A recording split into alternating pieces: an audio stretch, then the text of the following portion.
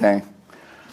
First, I just want to thank June and Robert for creating this just incredible space, this amazing community, and how wonderful to be asked to give a talk and to be able to give something back to this just incredible Sangha and group of people. I'm going to start with a quote that I probably have read more than any other quote in my work. And I forgot to bring it, so I just wrote it out of my memory thinking that maybe it's close enough. I wonder if you ever change human beings with arguments alone, either by blowing them up with great guns of truth or peppering them with sharp facts. You scare them, but you change them. For when you argue with a person, you somehow make them less and yourself more. But when you try to understand them, when you try to like them, how eager are they then to know the truth you have?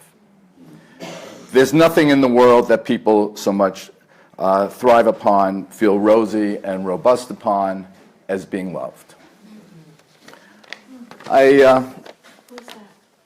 Someone named David Grayson, who I actually heard was a right-wing fundamentalist, but I have range. You know? Which in some ways kind leads me to what I'm here to talk about. It's really become my life's work. And I didn't realize it was my life's work until I was probably 25 years into it. But I began in 1976 as a special education teacher, working with kids who had challenging behaviors, and that was in a public school. And then I wound up becoming principal of a day treatment center for kids that were expelled because of their behavior. And simultaneously, from the beginning, I realized I needed to learn something about families and how to work with families. Because so often I found that the kids who were identified as the problems were actually the strongest members of those families. And so much of what interacts and takes place within these families really foster and encourage the very behaviors you would think you would be trying to extinguish.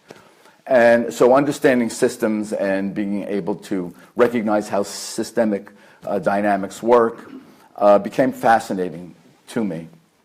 And so in my movement into becoming a family therapist, one of the things that became very clear to me, when you begin to look on a level of community and on the level of the global community, you know, let's take a look, and again, it's one of the things we don't have to spend much time on, but when you think of the global community, how people get along, how we function, just even on a national level, I mean, there is so much struggle and anger and reactivity that it really became clear to me in seeing the way that the world functions and then to really begin to see how families function.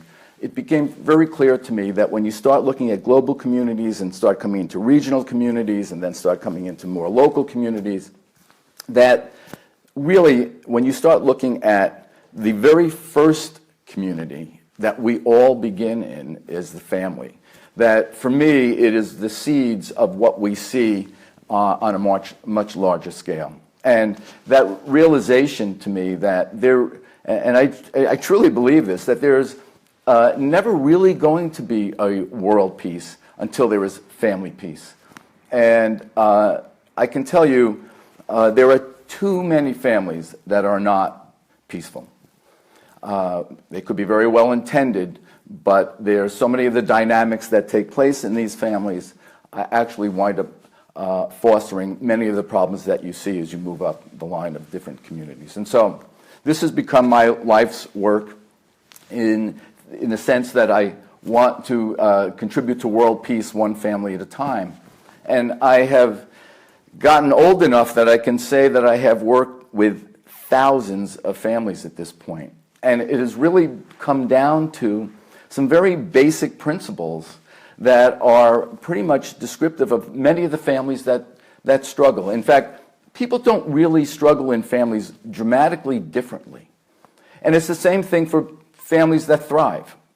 There are very simple principles that seem to operate. Everyone has different stories, there are different events, there are different situations, but in terms of the dynamics of how people interact with each other, there are some very basic pieces that I've learned. And I joke with my clients, I say basically, in about 15 minutes I've told you everything I know. It's distilled down to that kind of simplicity for me. And so some of the things I'm just going to throw out here, and what I really like is that we can get into a conversation, that I'll throw out some things, and I just like to have some discussion about this. So on the most basic level, and again, I'm going to be speaking very simplistically. I like that. Sometimes people say, that seems too simple, and I always respond with, well, how complicated do you want it to be? And I like to keep it simple. And so I have kind of reduced this to that there are two kinds of relationships. There are emotionally driven relationships, and there are principle-driven relationships. Emotionally driven relationships are reactive. They are basically triggered by events so that an occurrence takes place, and then there is an emotionally driven reaction. These relationships basically are dependent on whether there's a problem in the day, so there's an inconsistency, and so they are very reactive. Then there are principle-driven relationships. In a principle-driven relationship, people are basically recognizing very consciously and very deliberately that there are principles that they want to be the umbrella over all of the interactions within the family. And that takes skill. If you have the principles of kindness, love, and respect as the principles that you want to guide your family, then those are the overriding approaches to any of the issues that you face, because all families have issues. And so the difference between a principle-driven relationship and a emotionally or event-driven relationship is the difference between a reaction and a response. And the difference between a reaction and a response is reflection. So when you have an emotional surge, because let's face it, people can become angry, that when you have a surge of emotional reactivity, I call it having an emotional circuit breaker. And this requires people to become very conscious, very deliberate, very intentional, and what we like to talk about here is very mindful. And so that you are not continually repeating the same reactivity, but you have an ability, and I will say this to all families, that the most important skill, probably the most important skill you can develop, is the ability to stop, to pause. If you keep reacting in the same ways, you keep having the same kinds of experiences. And the other piece that's very important is to recognize in all of this that you shift from believing that other people determine your emotional state, that you are awake and aware that you take 100% responsibility for the ways that you respond or react in a relationship. So in other words, you cannot blame your partner, you can't blame your children, you can't blame other people for making you feel a particular way. So that phrasing, you piss me off, you make me so angry, you hurt me, has to be recognized that you don't do that to me.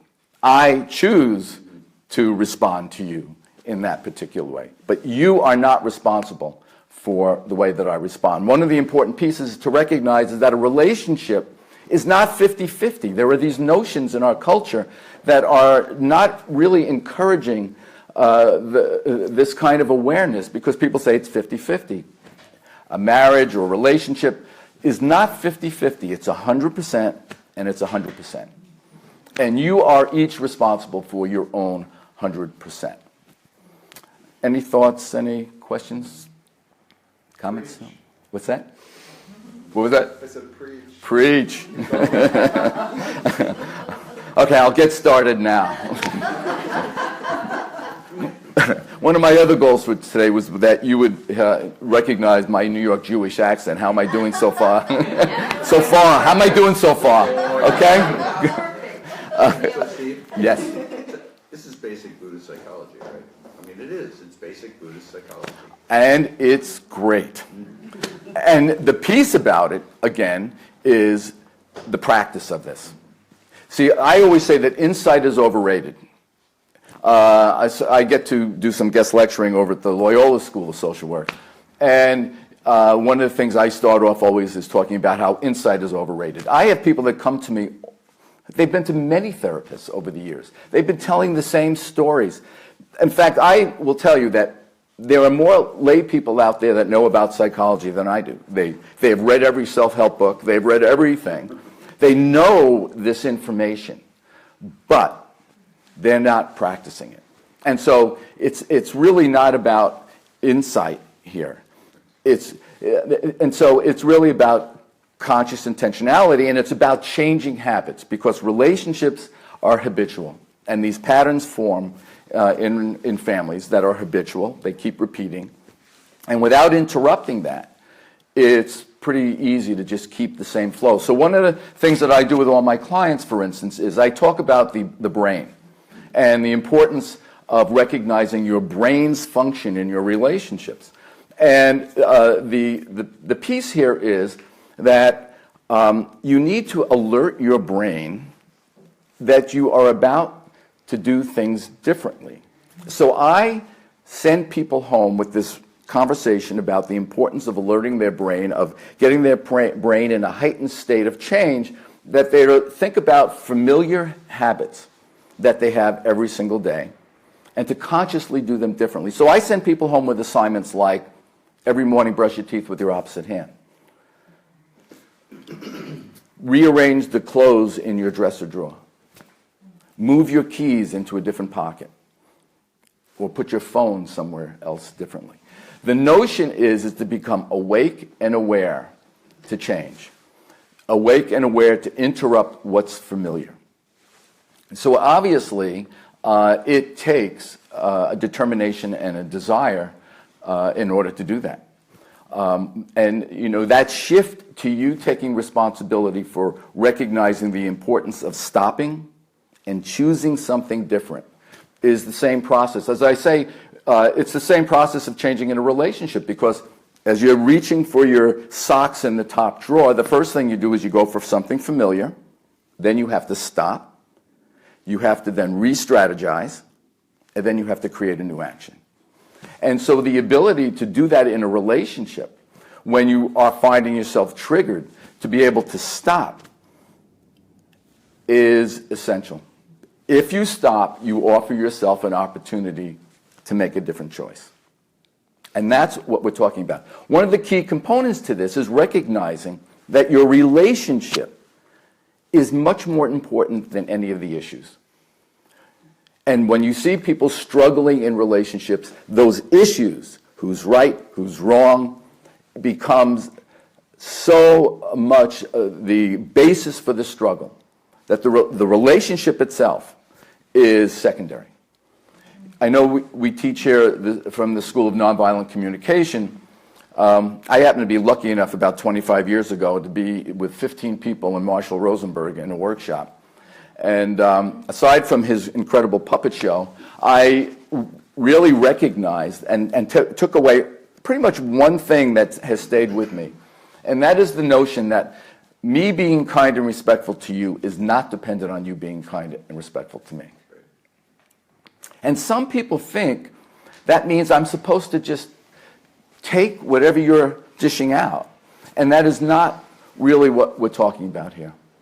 I could, in a very kind and respectful way, let you know that right now I feel that I'm being judged. I feel that there's much anger going on here. And from our past, in our experiences, if you play the tape through, I know we never get to a good place with this. The relationship has to be the priority, not the issue. That's an issue-driven, event-driven, emotionally reactive relationship. So this is a key piece to keep in mind, that ability to stop, that ability to pause, and to recognize that you want to do something differently here. I can't change you. I always say you cannot change your partner. You can only change the way you respond to your partner. And that's key. You all with me, huh? Anybody disagree?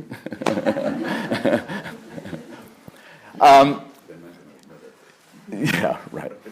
So I learned a lot of this because I worked with very challenging behavior with kids.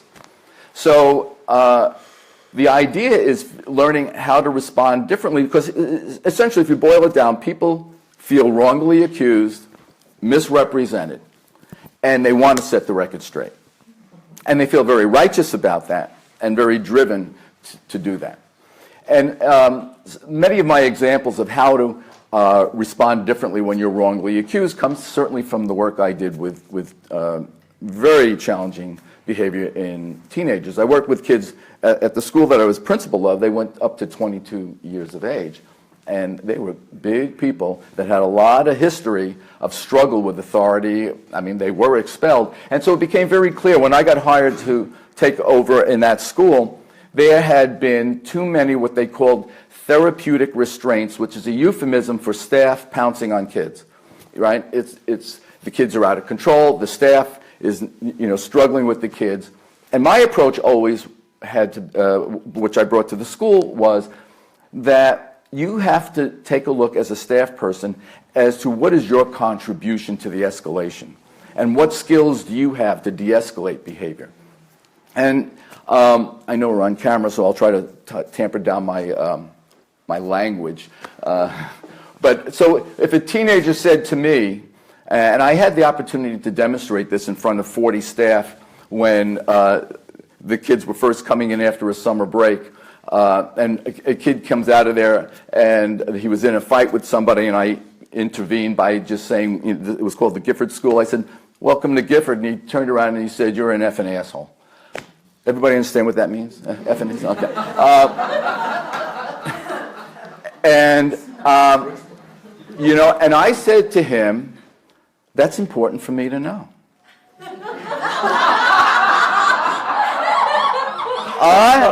I thought I was coming across as someone who really cared for you. And when you tell me that I'm an effing asshole, I am clearly not coming across the way that I want. What's going on here? And it would be amazing when you move in the direction of, it really comes out of the school of martial arts. Somebody throws a punch, you don't meet the punch, you move in the direction. So there are many, many stories when you don't, number one, you don't take it personally. In a relationship, if you keep taking it personally, your emotional well-being is in the hands of somebody else. Sometimes I joke that I should carry my card at the Jewel. I remember years ago, I was watching a mom pushing a 3-year-old who's sitting in the basket, and she's leaning over to this child saying, "Do you want to make mommy cry?" And I'm thinking, wow, that's a lot of power to give to a 3-year-old. But parents do that all the time. You disappoint me, you make me sad. In our culture, there's a lot of fear-based parenting. And the other thing that winds up happening is that it becomes very behavioral. You live in a community like this, it's very much about education, it's about doing well in school, it's about being involved in about 40 different after-school activities, and it's all about behavior. Did you do your homework? Did you do your chores? And what gets lost is the teaching of the principles. It's the teaching at a very young age that a 3-year-old is a very important member of the community. When you give a 3-year-old a spoon to put at the table, and then when everyone is sitting around and it's time for dessert and everybody holds up the spoon to the 3-year-old and looks at the 3-year-old and says, "Thanks so much for the spoon," that you start to teach that within our community, you are an important contributing member of the community. And I think we miss that a lot, of really helping young people, young children, begin to identify the importance of their contribution to the overall well-being of the entire family. Instead, it's reaction.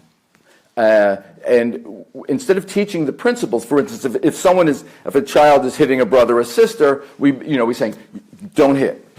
But instead of saying, oh, this is an opportunity for me to help you understand that we need to learn something about kindness and respect in this family, and this is what kindness and respect looks like. I always say that a child's behavior is always a window into one of the life lessons this person needs to learn. And when you stay principle focused and you begin to help children at a very young age recognize that, instead of if you did your homework, you're good, if you didn't do your homework, you're bad, versus saying, let's talk about responsibility, let's talk about obligations, let's talk about following through with the things that you say, the importance of being truthful. I think that's very important to make those distinctions, to help kids at a very young age begin to recognize that. But then we have to take a look at the adults within the family. You have to be the people you want your children to be. And the level of hypocrisy, I mean, take a look at our culture. One of the phrases I grew up hearing is, do as I say, not as I do. Children only learn by what they experience. They don't learn by what they're told. When you try to deliver your wisdom through temperament, through anger, through blame, through shame, through intimidation, they don't get you wisdom. They think you're, what phrase did I use before? An effing... that's what they begin to believe. They're not getting your wisdom. Wisdom is not gained when it's rammed down somebody's throat with anger, which is why I like that quote that I read. So I think these are really important pieces to begin to recognize. In relationships, you have to abandon the notion of truths. There are no truths in a relationship. There are perspectives and there are experiences. This is my perspective. If I say to you, you are really selfish, and I hear that, and if my first response is to say, I'm selfish, and I start giving you my evidence why I'm not selfish and why, in fact, you are so off base, we just have conflict. It's escalation. If you say to me that I'm being selfish, and I say to you, again, in the same example I used before, my intention is not to be selfish. And if that's how I'm coming across to you, fill me in. I need to know. And so there's the other concept that I like to teach is the difference between curiosity and judgment. When you learn to be curious, you're going to learn a lot more. Judgment is reacting and saying what you just said to me is no good, is off base, I disagree. And when you watch, for instance, if we watch parents and children fight, one of the things you'll always notice is that the parent gets younger.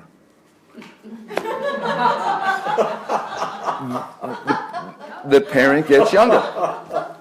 I was in a school system for 12 years in a public school, and I got to tell you, school systems are another area. Now, again, there are some amazing teachers out there, and I'm not making a tremendous global generalization.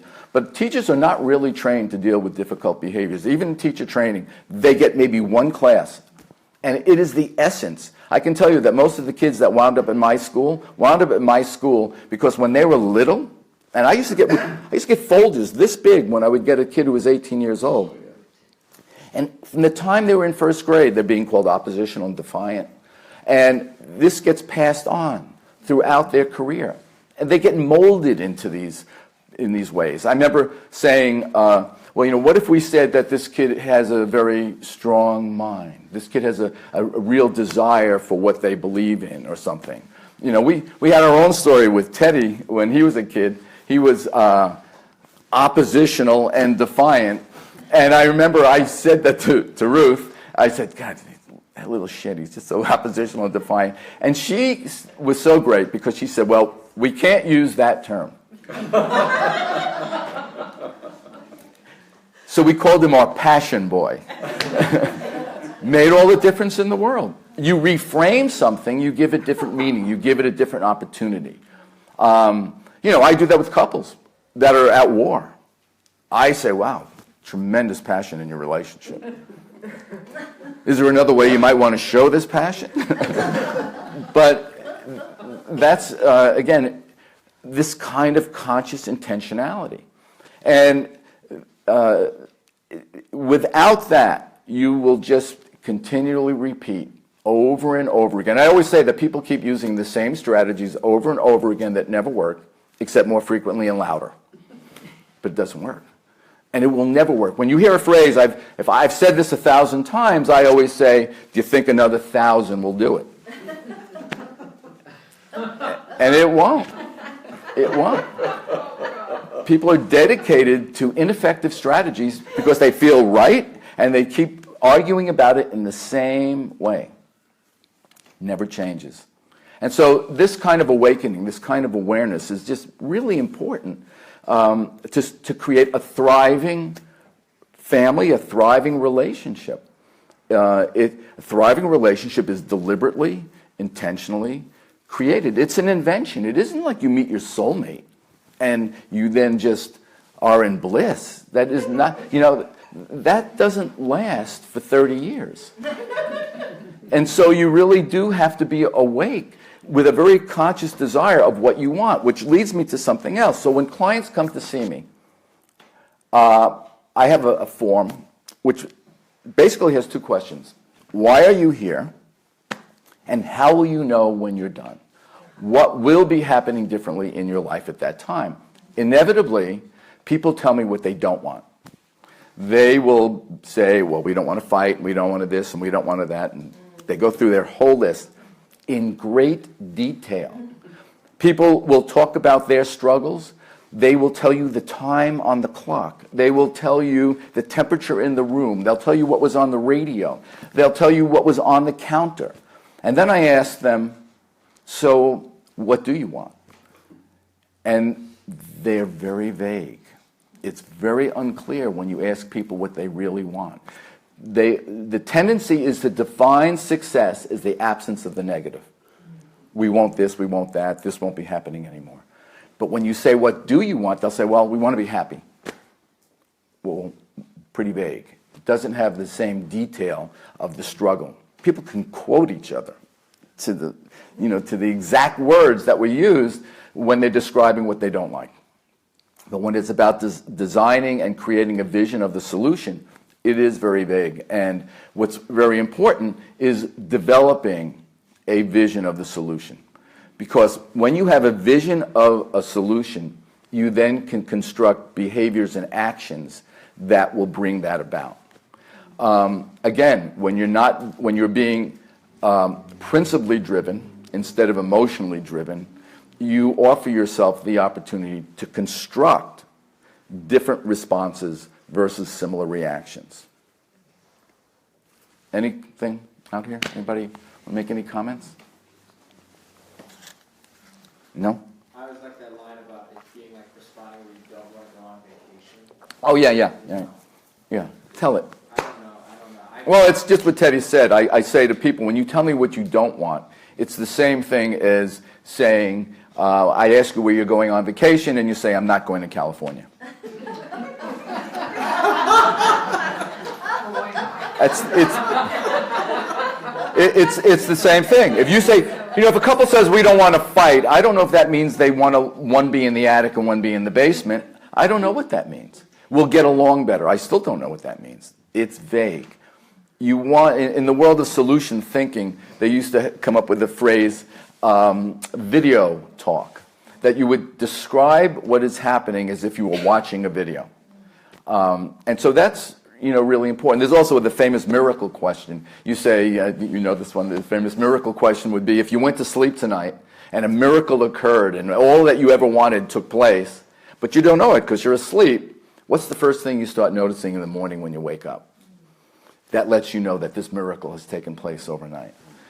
So by identifying what you want and constructing new actions towards that, and the ability to interrupt that impulsive reactive behavior, you increase the likelihood that you are going to start to create the kinds of relationships and experiences that you say that you want. Two words you haven't used yet, I imagine they're in your repertoire: listening and patience. Can you talk a little bit about that? You talk about it. I can. I think that they're both intertwined. Yeah. I'm really interested in hearing you. I'm not interested in hearing me right now. Oh, Mark. It's all part of being kind and respectful, is to be, again, it goes with the curiosity.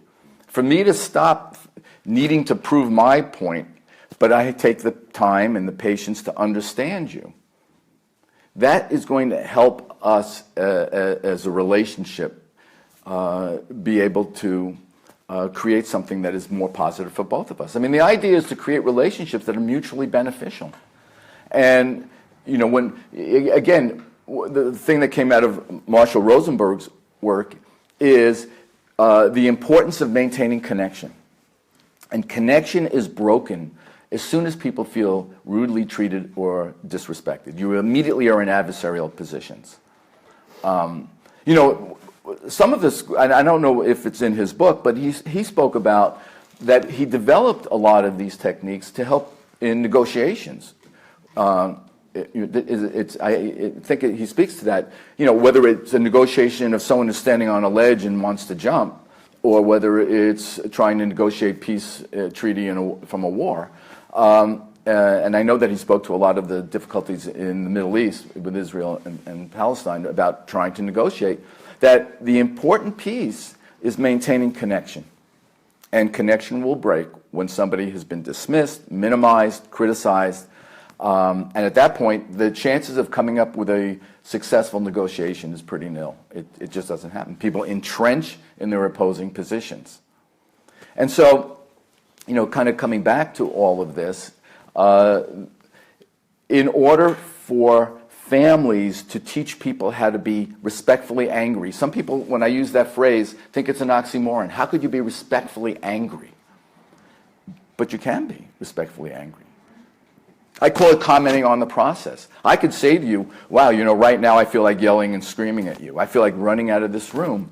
But I know if I do that, we're just going to keep having what we've always had. So I'm going to try to stay in a calmer place and try to understand what's going on here. But I am really, really feeling upset and really angry about whatever it is. I could be respectfully angry. And how do you teach your children to be respectfully angry? You know, certainly yelling, screaming, and smacking them is not going to do that. You know, we have a culture that says, in order for you to take me seriously, I have to be really angry. I mean, if you're not screaming at AT&T about the lousy service you're getting, you don't get to the supervisor or you don't get the action if you're not threatening. But think about that. You know, we do have this piece in our culture that if something is very important to you, you're going to be really upset, or you're going to be really angry to demonstrate that. I've done talks for parent talks, and I talk about spanking and, you know, that kind of thing. And there's various cultures will really embrace, you know, punitive behavior like that. And the response I always get is, if I want my kid to know that they have really crossed the line, then I will spank them. And as if the physical pain, or as I say, the abuse, is going to somehow teach them the lesson. And it teaches them that when you get frustrated enough, you smack somebody. That's what it teaches them, that there is a point at which that's justifiable. And then take a look at the world, and the world culture. I mean, we're reacting all over the place in the same way. I mean, the strife, whether we look, it doesn't matter whether we look at Syria or Afghanistan, we're looking at all of the struggles in this world, it's because people are really not hearing each other. They're not being patient with each other. They're not listening to each other. They are immediately in opposing positions. I mean, I think, you know, we were all facing that with our president and what's going on here, how easy it is to just be very reactive. And it's very easy to, because, you know, we're right, he's wrong. And, I mean, I think we believe that, but how do we deal with that? How do we deal with that? So these are some of the things that I think are important for us to keep in mind, is recognizing this leads me to another concept of the invitation. Everything you say, verbally, and everything you do non-verbally, everything invites the person you're interacting with to experience you in a particular way. I have an office in my basement. I had one client walk in, came down, sit down. He said, I'm not going to see somebody in their basement. And he left. It was really, I'm really glad he left. I mean, if I was here in a 3-piece suit and tie, it would invite you to have an experience of me in some way. I'm not even saying whether it would be positive or negative, but everything you do and everything you say invites a response.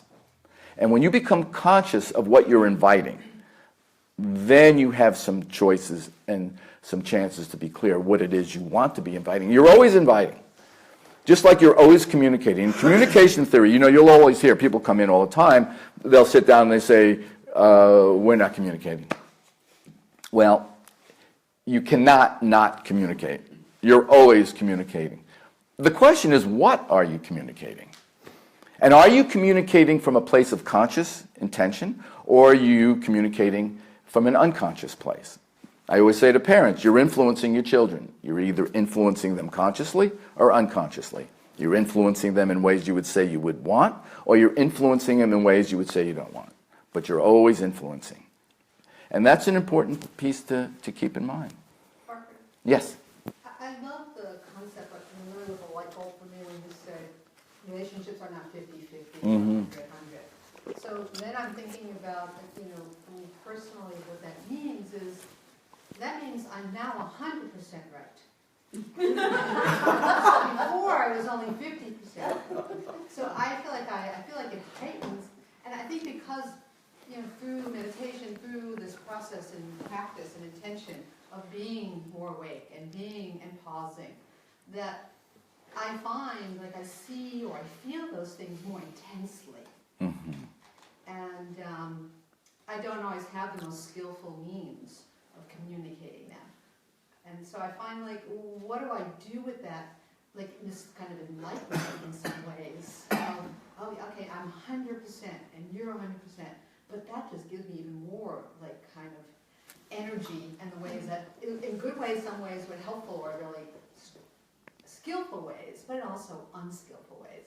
So how do I unescalate, or how do I de-escalate that part of my process? Well, see, that though assumes that you're holding on that there's some truth. My 100% is my truth, Right. but it's not yours. And so if I'm going to stick to my 100% and insist that your 100% is wrong, we're going to just keep struggling. And so that position of curiosity. And you know, the assumption here isn't that you're always going to agree. The assumption here is that I'm going to recognize that our relationship is important, and that the relationship is more important than the 100% of whatever that is. I mean, I could still believe that, you know, you stole money from me is 100% wrong.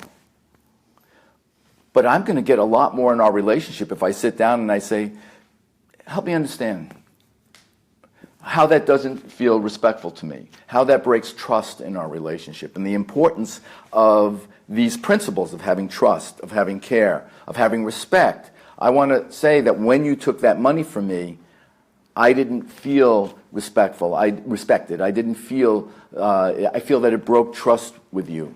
And our relationship is important, and those principles are important for us to have a solid and respectful relationship. So I want to try to understand. Now, you may, and if I present it that way, instead of yelling and screaming at you for that, we have an opportunity to create a greater understanding. So that's, you know, one of the ways I would, you know, try to respond to that. But when you get into the I'm 100% right, which means you may be 100% wrong, we're in trouble. And I think that's the piece that you want to be awake to. You still can believe you're right, but it still means I would like to be curious about what your experience is. I was at a party it was before the election, and one woman there was like pro-Trump, and everybody pounced onto her for that position. And I didn't say anything, even though I'm thinking, how could particularly a woman be for this guy? But when all the arguing stopped, I took it to the side and I said, you know what, I don't know people who are for Trump. And I'm curious, what is it that draws you to him? Now, I didn't agree with any of the things she said, but she felt respected, and I wasn't there to change her mind. There's that phrase, about whether you have a dog or not in this fight. I mean, I wasn't going to change her. Right? I was going to blow her up with great guns of truth and pepper her with sharp facts. I wasn't going to change her. But in trying to recognize her perspective, even though it was very different than mine, we at least had a connection, and she appreciated having an opportunity to at least feel heard. Yes? As someone who's very reactionary and dismissive, both to loved ones and strangers, what's something I can walk away with today to practice when that comes up for me? Okay, so say it again. What is it that... Very dismissive and judgmental and reactionary, both towards loved ones and strangers. Right. And what's something I can walk away with today? What's something I can practice today? You could walk away with my card.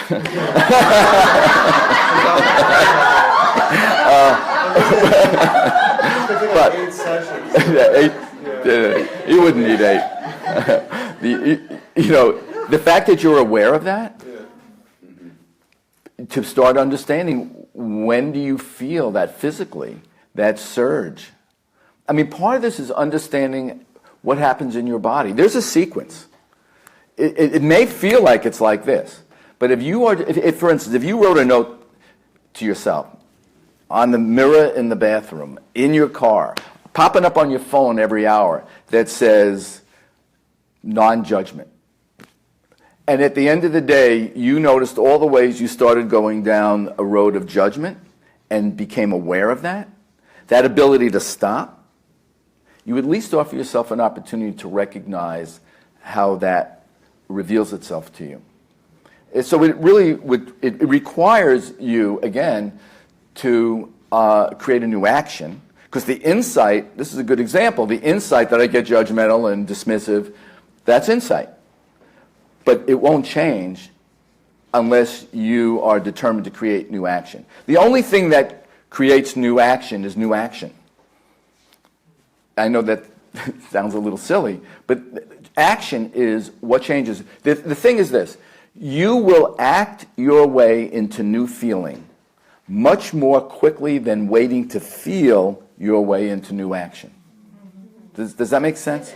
Sure. You will act your way into a new feeling much more quickly than waiting to feel your way into a new action. I'll say to people, if you're waiting to feel like going to the gym, you're not going to the gym. You go to the gym and you start to receive the benefits of going to the gym, you might actually start to want and feel like going to the So gym. instead of teasing or judging, what's an action I can take? Instead of teasing Or judging or dismissing? what's an action you would like to take? Not saying anything. Okay. And if you're not saying anything, if that was a principle, what would that principle The be? principle would be principle of acceptance. Okay, so if you say, I want to practice acceptance today, I'm going to practice. See, if you allow yourself to be, part of the human laboratory of experiment, and you say, I'm going to see what today will be like with acceptance. And so you'll see something, and you might judge it, and you go, oh, no, practicing acceptance. It really is the fake it till you make it kind of approach. That's really important, because if you're treating me respectfully, even though you want to rip my head off, I don't care. You're at least treating me respectfully. We still have a possibility in our relationship. But the more that you practice, the more it becomes yours. I mean, there's a great quote: when you argue your limitations, they become yours. But if you practice your strengths, and you practice the kinds of actions, the kind of person you want to be, that will become you also. And that's why, again, going back to the notion how important it is to identify what you want. And it can't be that you want somebody else in your life to be different. There's an interesting article. Well, there's an interesting article written by a family therapist who's well-published, Chloe Madonis. She wrote, it's the 14 Habits of Highly Miserable People. And it's kind of a how-to manual, right? Here's how you can be really miserable. And one of them is make sure that you involve yourself with a romantic partner you want to change. Guaranteed you'll be miserable. Personally, it keeps me in business, though.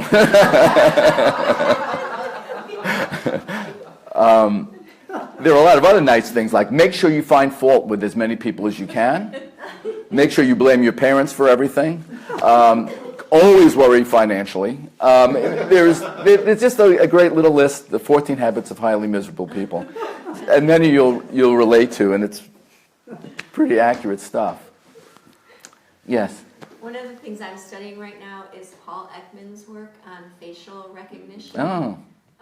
He's kind of categorized people around the globe, including people in not literate countries or like Papua New Guinea. And it's really interesting. And I'm also a physical therapist, so I brought out the muscle charts, and I'm like, okay, which muscles are doing these?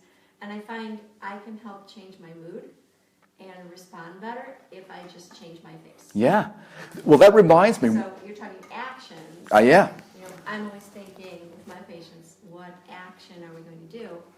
But also, what action am I going to do right here?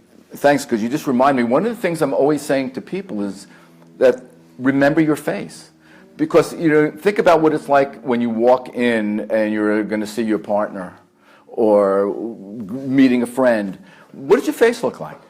At the end of the day, one of the things that's very common, some people don't even look up and acknowledge the other person walked into the house. They're, so busy or involved. What happens if you just stop for a moment? In fact, I had a client who used to take the Metro out here, and a lot of problems happening in that relationship. And he pretty much did work up until he got off and walked home and was still in his work mode, walked into the house and was still all in his head. And my instructions to him was, one, for him to start remembering his face, but when the train got to a certain stop, he needed to put away his work, and he needed to take a picture that was a favorite picture of him and his family on a vacation or at some happy thing, and he had to look at the picture and start to transition into the fact that he is now becoming a family man. And he even made a little, those little strip, signs over the keyhole that said, remember your face. And by the time he put the key in and walked in, he was sort of like, walking in. And on the other end, I was working with the family. We cued family members also to be aware and awake of what it's like for him to walk in the house, because they all learned to run for cover. And so by just making that shift, it was a dramatic change. Yeah. So this kind of awareness, intentionality, a thriving relationship, again, is something you create. It's not just the luck of the draw that you found somebody who you connected with. That will not sustain. I know I'm repeating some of the things I said, but it's really about recognizing. Sometimes Ruthie jokes. She says sometimes she thinks she's superfluous in this marriage. Right? It's true. It's true. He's decided that he wants to be married to somebody who he thinks is an extraordinary woman. And I'll say, Stephen, it doesn't make any difference what I do. You made that decision. But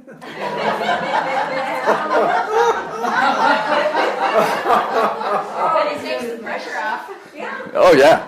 Well, the truth is... Oh, the truth? The truth is...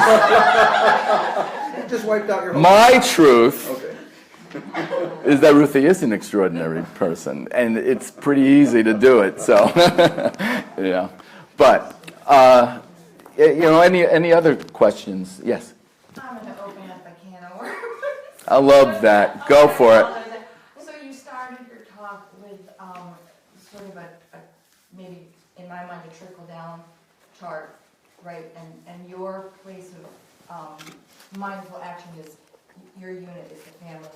So I was wondering if you could kind of trickle up for us now and help us understand how you see that peace within the family going outward to... Well, when you grow up in a community in which you learn how to be curious instead of judgmental, when you grow up in a family in which you recognize that being part of a community, there's a responsibility for contributing actions and behavior that benefits the community. When you become aware of that, not growing up in a family, like I said, that's using anger, you're going to be punished if you don't clean up your room.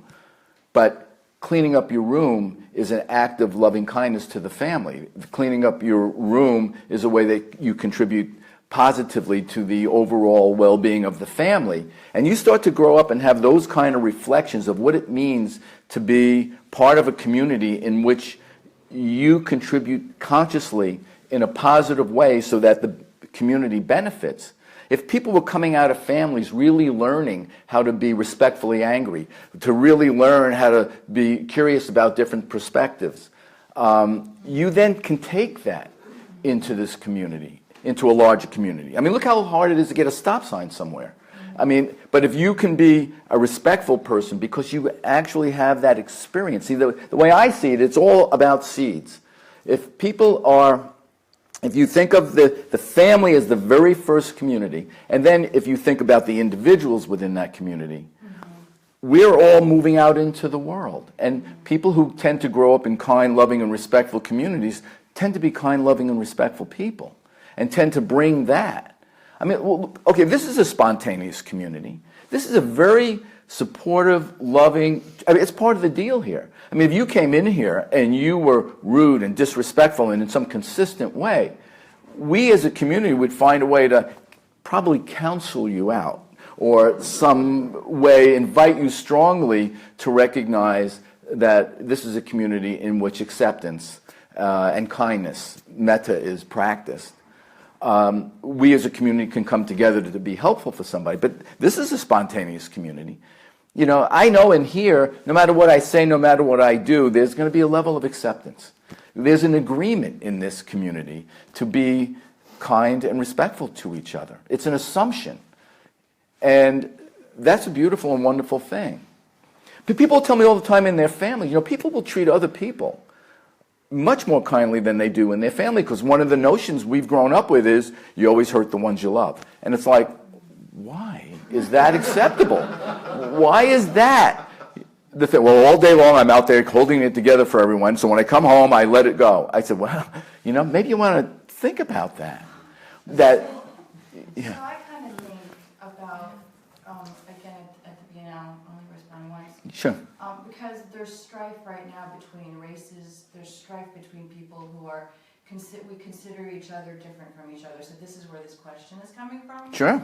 To raise it to this other societal level. Right. So I think what's key is if it's the notion of family, it's the question of who do you consider in your community? Who is your community? Well, how do you as a... How are you inclusive of everyone in your community as your, you know, looking at them as your family? Interbeing is what we call it, right? Okay. So the strife, for instance, where do people learn to be leery of a different race? Where do people learn to be to have judgments, the stereotypes? You learn that in families. If you're in a family that makes it a point to teach you about acceptance, to teach you about the differences in people, to teach you about having an open heart, you're more likely to approach that that way. Again, I see it all within the family. How do people in family influence the members of that family? It's still always at that level. You know, again, you know, in my maybe grandiose notion of trying to change the world one family at a time, I get that there are a lot of forces out there. You know, as a species, we're very young on this earth. And when you really watch the way that on a global level people interact, developmentally it's very playground level. I mean, it's a very developmentally very young, the way that people are dealing with each other in a global way. And, you know, I almost think that the more that we start to practice this kind of awareness, that there's going to be a developmental shift in culture to become more aware, more awake. Look what happens during certain catastrophes like earthquakes. Although one of the stories was February 7th, 1978 was Ruthie's birthday. We were in Boston. We had 90-mile-an-hour winds with 36 inches of snow. The week before, we had 29 inches of snow. There were 50-foot drifts across Mass Ave in Cambridge. They had to fly in the Army with, it's just incredible. People were knocking on doors. People were making sure people were okay. You saw people out on the street. There was a connection. And then you just watched as the snow melted, people went back to, to their familiar boundaries and distance. But boy, people rise to the occasion. There's an essence in all of us that is really good and really supportive and really encouraging. So the idea is, how do we tweak that so it's happening, you could do things, stop at a stop sign, wave somebody through. They're all forms of acts of kindness that you could be putting out there, but it takes conscious intentionality to do that. Even to shift, when somebody blows the stop sign, instead of coming up with those effing something words, you wind up thinking, wow, they clearly are in a hurry.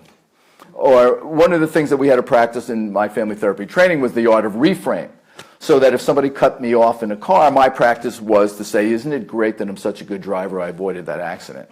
Instead of focusing on them, it was always about, oh, isn't it great that I maintain my car and these brakes work so well. I know inside I felt the tweak, but the intention was to practice coming up with something that was non-judgmental.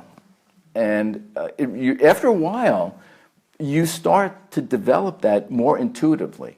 So it goes from a very deliberate action to becoming a new habit. And everything is habitual. And part of this is waking up, what habits serve me and what habits don't.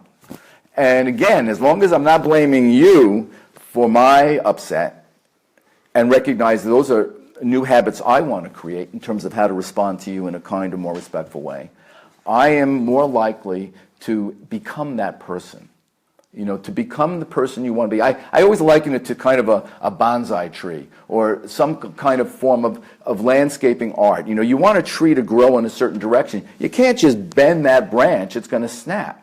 And so you create leanings and just a little bit of a tightening up until you start to shape a tree into the form you want it. And I think about that for myself and for others, to lean in that direction. So, Matt, if you're putting up a sign to be more conscious of judgment today, and you abandon the notion of perfectionism, because there are no happy perfectionists, that's another whole rap. If you think about it, perfectionism is the ongoing art of self-deprecation. You're never, this notion of perfectionism is, again, probably the same people that said, do as I say, not as I do. Because it doesn't exist. And in fact, because it doesn't exist, it's interesting that people will describe themselves and try to live like they are perfectionists. And so the awareness of leaning and bending is really important. And I think we're probably getting near the end here. Any final questions or thoughts? Yes. Do you treat families that the rest of them ain't there? Yes. You do? Yes. I work with a lot of individuals because here's the piece. It's your 100%. That's right. That's right. And so very much, I've worked with couples where I'm working with the couple. I have an empty chair. I have them interact. With enough role play practice, we can create what is a familiar dance and still help the individual learn to respond differently in the face of that. And it's true, people need new scripts. The scripts become, very rigid. And to learn how to find these different kinds of responses, it's not natural for a lot of people to know that. They didn't grow up with that necessarily. It's not modeled in a larger community. I know that one of the things that Ruthie and I learned years ago, because we have our other son, Ben, who's been here meditating, he has his special needs. And we went and worked with these people out in Massachusetts. And this kind of attitude about happiness being a choice and this kind of awareness, I remember this, his name is Barry Kaufman, he said to us, well, I'm teaching you how to live like about 1% of the world. And this isn't that you're going to see it so widespread in the world, but again, make it your 100%. And you'll be, I mean, I find that if you smile and say hi to somebody, or you are kind and respectful, that comes through. My other son, Ben, one of the things I always say about him is that he has a way of bringing out the best in everybody. And it's really true. And so there's ways that you invite. And what are you inviting?